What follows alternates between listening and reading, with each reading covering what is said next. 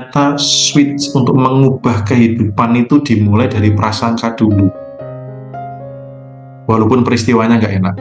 Itu yang membuat kehidupan saya benar-benar membaiknya luar biasa.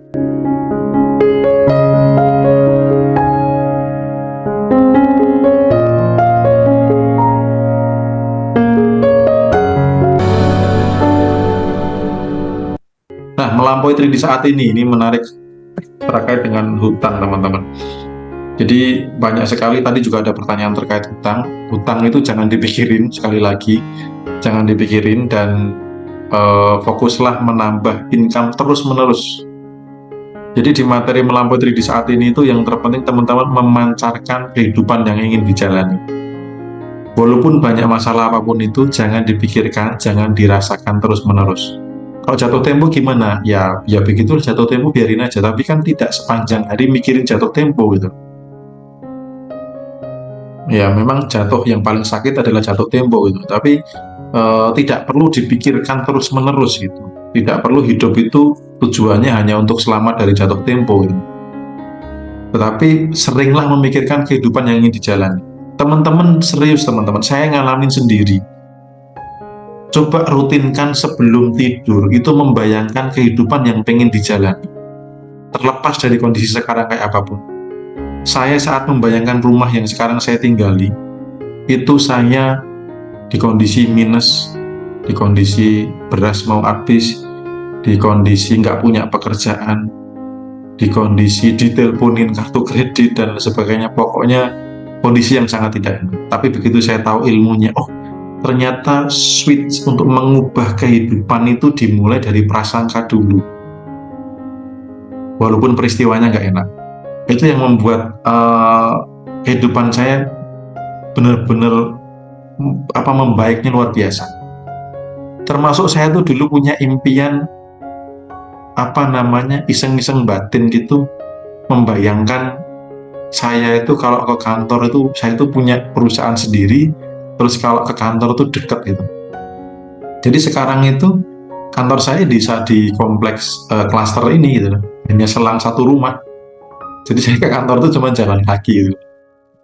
Kadang cuma pakai celana pendek gitu. Jadi apa yang kita pikirkan, sering kita pancarkan sepanjang hari itu berpotensi terjadi. Nah, apa yang terjadi di orang-orang di luar sana? Sudah banyak cicilan, banyak hutang, tiap malam yang dipikirin kekhawatiran, hal negatif, kecemasan, kekurangan. Nah, melampaui di saat ini maksudnya adalah coba deh konsisten. Paling enggak 40 hari lah ya. 40 hari memikirkan, membayangkan kehidupan yang ingin dijalani sebelum tidur. Nanti lihat perubahannya. Ya, kan sudah biasa memikirkan bangun tidur mikirin utang, ya kan? Mau makan siang mikirin utang, mau tidur mikirin utang, kan sudah biasa kayak gitu dan nggak lunas-lunas kan. Nah pertanyaannya, mau pakai cara yang sama. Nah kalau cara yang sama nggak lunas-lunas, pakai cara yang berbeda. Karena dulu saya juga gitu, mau tidur, bangun tidur, mau makan, lagi mandi atau mikirin utang, ya nggak lunas-lunas ternyata. Tapi setelah pakai cara yang berbeda, ya buat teman-teman yang mohon maaf ya masih punya hutang, serius teman-teman, nggak punya hutang tuh rasanya enak banget, lega di sini. Jadi mikirnya itu punya uang itu untuk bisnis apalagi, diinvestasikan kemana, untuk pengembangan apalagi gitu, untuk sedekah kemana, bantu apalagi gitu, ya kayak gitu ya. Itu yang melampaui di saat ini. Nah, terus menyelesaikan masalah secara otomatis ini unik sekali teman-teman. Jadi praktekkan aja seperti kayak iseng-iseng berhadiah. Karena testimoni sudah banyak sekali. Benang merahnya adalah mempraktekkan materi itu dalam kehidupan ini. Ketika ada masalah, tidak harus kita yang menyelesaikan. Ada bagiannya, makanya ada kebenaran berkata bahwa lakukan bagianmu, aku akan melakukan bagianku. Artinya apa? Tidak semua masalah harus kita selesaikan, walaupun kadang yang bikin masalah kita. Tapi Tuhan Allah itu sangat senang dilibatkan. Jadi ketika di kondisi terburuk saya paham keilmuan ini, pertama kali saya dapat ini, saya serahkan semua masalah saya kepada Tuhan saya. Tuhan, jujur aja, Bimo sudah nggak sanggup. Saya angkat tangan. Itu. Ya, saya angkat tangan. Nah, justru dengan seperti itu Tuhan baru turun tangan. Oke, Le, kamu sudah nyerah. Kalau kamu sudah nyerah, saya bantu. Soalnya dari kemarin kamu sok jagoan, kamu sombong gitu. Gitu. Jadi jangan pernah sombong di hadapannya terkait dengan masalah Anda. Serahkan kepadanya. Tuhan senang dilibatkan. Walaupun Anda yang bikin masalah sekalipun. Makanya praktek minum air putih itu minum setengahnya itu kita memberikan sinyal. Ingat ya, ada setengahnya bagian. Ini nggak bagianku semua. Habis itu bangun tidur dihabiskan. Lihat perubahan dahsyat yang luar biasa. Sudah banyak testimoni, saya juga bisa sebut satu-satu. Banyak masalah selesai secara otomatis. Itu. Sebelum ke Kak Aris, saya baca komen dulu.